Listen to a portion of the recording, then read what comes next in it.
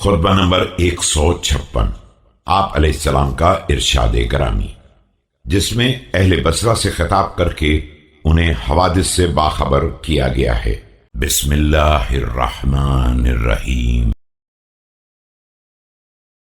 فمن استطاع عند ذلك أن يعتقل نفسه على الله عز وجل فليفعل، فإن أطعتموني فإني حاملكم إن شاء الله على سبيل الجنة، وإن كان ذا مشقة شديدة ومذاقة مريرة۔ ایسے وقت میں اگر کوئی شخص اپنے نفس کو صرف خدا تک محدود رکھنے کی طاقت رکھتا ہے تو اسے ایسا ہی کرنا چاہیے۔ پھر اگر تم میری اطاعت کرو گے تو میں تمہیں انشاءاللہ جنت کے راستے پر چلاؤں گا، چاہے اس میں کتنی ہی زحمت اور تلخی کیوں نہ ہو۔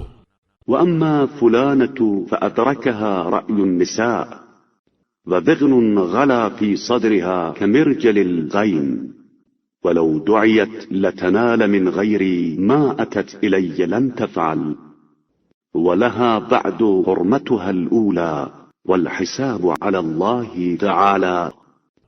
رہ گئی فلاں خاتون کی بات تو ان پر عورتوں کی جذباتی رائے کا اثر ہو گیا ہے، اور اس کینے نے اثر کر دیا ہے جو ان کے سینے میں لوہار کے کڑھاؤ کی طرح کھول رہا ہے۔ انہیں اگر میرے علاوہ اور کسی کے ساتھ اس برتاؤ کی دعوت دی جاتی تو کبھی نہ آتی، لیکن اس کے بعد بھی مجھے ان کی سابقہ حرمت کا خیال ہے اور ان کا حساب بہرحال پروردگار کے ذمے ہے۔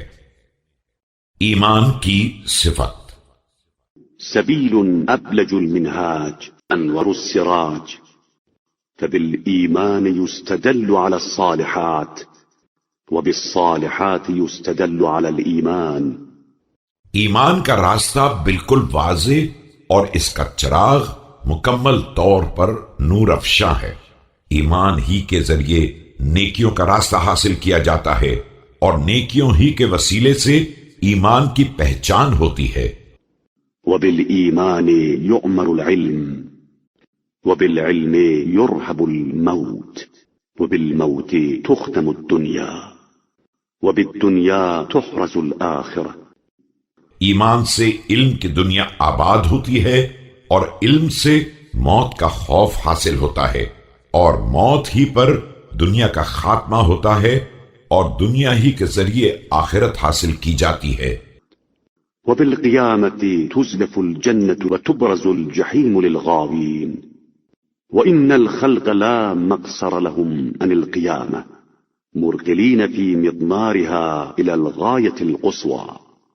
اور آخرت ہی میں جنت کو قریب کر دیا جائے گا، اور جہنم کو گمراہوں کے لیے بالکل نمایاں کر دیا جائے گا۔